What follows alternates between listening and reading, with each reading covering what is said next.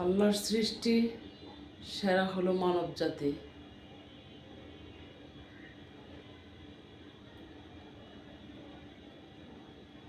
যদিও কিছু কিছু সময় কিছু কথা বলা হয়, কিছু কিছু মানুষ ট্র্যাক লাগাই দেয়।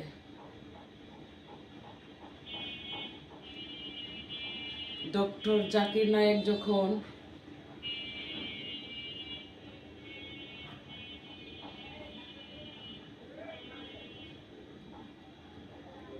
কোরআন হাদিসের বাণী প্রচার করা শুরু করলো, সে কিন্তু প্রথমত পাঞ্জাবি পায়জামা লাগায়নি, মাথায় টুপি ছিল। তো আজ বিশ্ব মুসলিমের মন সে জয় করে গেছে। যদিও এই পৃথিবীতে অরিজিনাল সঠিক আল্লাহর বান্দা নবীর উম্মত হয়ে থাকেন, কোরআনে মাওলানা হয়ে থাকেন একমাত্র ডক্টর জাকির নায়েক। তো ওনার উপরে ট্র্যাক লাগানোর কারো ক্ষমতা হয়নি। তো ওনাকে নিয়ে মুখ দিয়া টোল করে নানান কিছু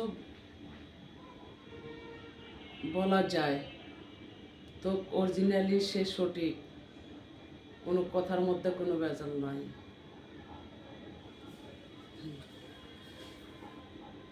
তো সে অন্য জাতিদের সাথে মন মাতাইয়া মন জয় কইরা তার আল্লাহকে ও রাসূলকে চিনার কাজ করে যাচ্ছেন, এবং সে কারো দালাল নয়। আর প্রতিবেদনে এমন কিছু উঠে আসতেছে, ভাইয়েরা যারা বড় বড় কথা বলে, বড় বড় কি বলবো বলতে পারতেছি না, বললাম না, কথাটা রেখে দিলাম। তারা যে কার দালাল হয়ে উঠছে এই বাংলার পরিচয়ে, সেটা আর আমি প্রকাশ করতে চাই না। প্রকাশ করলে আমি বাঁচতে পারবো না, শুধু এতটুকুই জানাই দিলাম। আপনারা যদিও সঠিকভাবে শব্দবেশে তদন্ত করতে পারেন, অনুসন্ধানী করতে পারেন, আপনারাও জেনে যাবেন। সেই দালালদের হাতে হাত মিলাইয়া নিজের ঈমান নষ্ট করবেন না। মরতে হবে আজ আর কাল, কুল্লি নাফসি যায়কাতুল মউত। কোনো প্রাণী বাঁচতে পারবে না, কোনো প্রাণী দুনিয়াতে বাঁচতে পারবে না। যত বড়ই সম্পদশালী ক্ষমতাশালী হোক, মরতে হবে। তো এই দিনে তো দুজকের আগুন, ওই দিনে তো দুজকের আগুন তাদের জন্যই রয়েছে। তাদের হাতে হাত মিলাইয়া দুজকের মাজার কামানোর চেষ্টা করবেন না। একই মানে সততা থেকে আল্লাহকে ডাকুন। ফায়সালা দেওয়ার মালিক আল্লাহ, যত বড় শক্তিশালী হোক, জুলুমকারীকে আল্লাহ পছন্দ করেন না, মাথায় রাখবেন। আজকে আমি কথাটা বলার উদ্দেশ্য হলো যে আমাদের বাংলাতে যে পরিস্থিতি তৈরি হয়েছে, সেই পরিস্থিতি দেখার পরে ভালোবাসাও মানুষের হারিয়ে যাচ্ছে।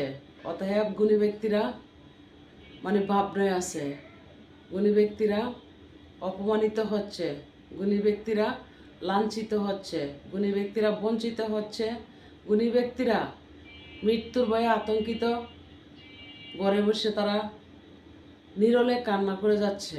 তো তারা কিন্তু আল্লাহকেই ডাকছে, আল্লাহ ফায়সালা দিবেন, অবশ্যই ধৈর্য ধরুন।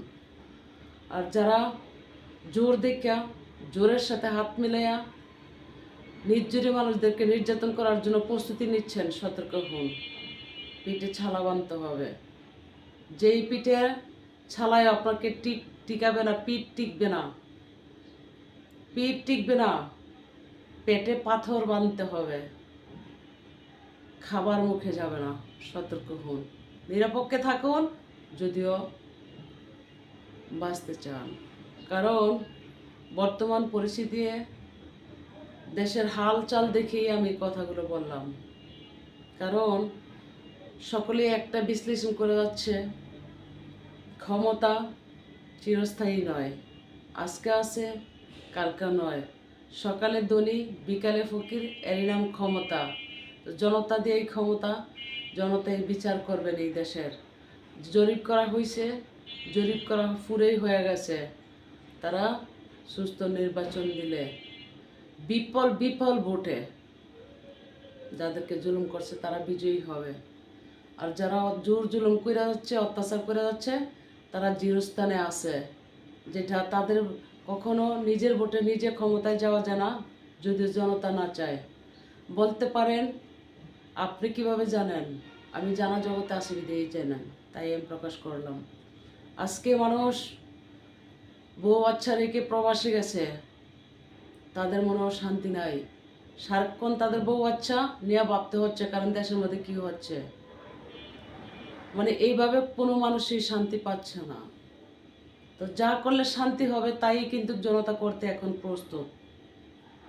কারণ যে ব্যক্তিটার জন্য প্রস্তুতি নিচ্ছে সেই ব্যক্তিটা আগেও বলছিল, যেদিন থেকে আমার মুখ কাছ থেকে জনতা মুখ ফিরিয়ে নিবে সেদিন আমি বাঁচব না। আর আমি মুখ ফিরানো কাজ করি নাই, তো সে এমন কাজে করে গেছে, তার দিকেই সকলে ফিরে তাকাচ্ছে। মাথায় রাখবেন, আমি আজকে কথাগুলো বলে দিছি, সতর্ক সাবধান হন।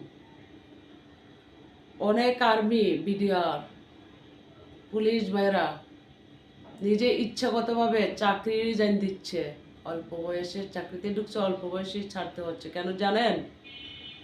যারা ইমানদার ব্যক্তি, এই দেশ ও জাতি ভালো চায়, শান্তি চায়, তারা মানুষের উপরে নির্যাতন জোর জুলুম পছন্দ করে না। তো তাদেরকে হুকুম দেয় করার জন্য, তারা সেই হুকুম মানতে হয়।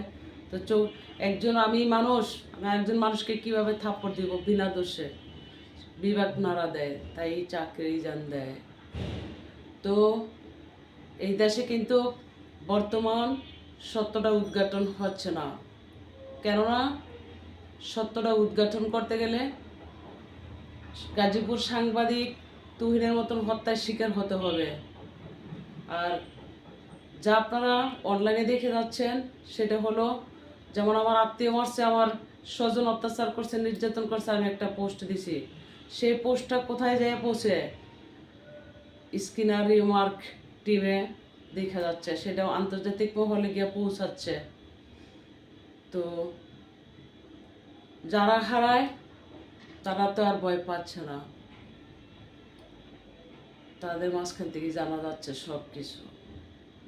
তো সতর্ক সাবধান হন, নিরপেক্ষ থাকুন, এমনকি সুন্দর থাকুন, বাঁচার জন্য প্রস্তুতি নিয়ে থাকুন সব সময়।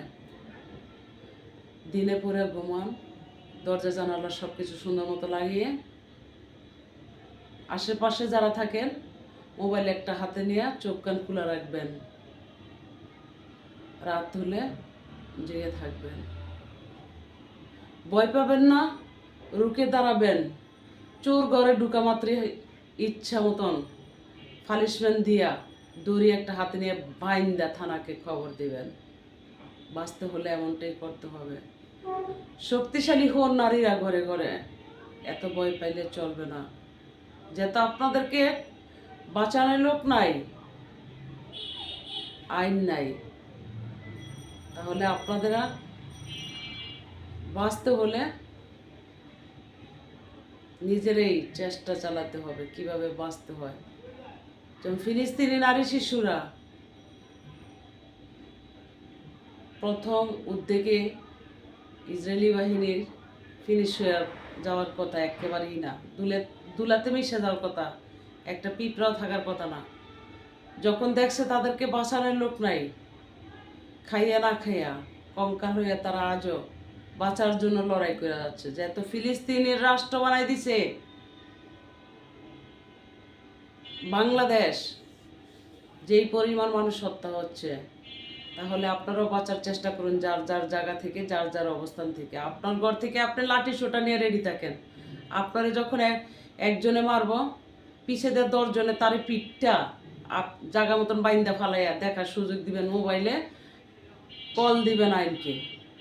এটাই হবে আপনার বাঁচার অবস্থান।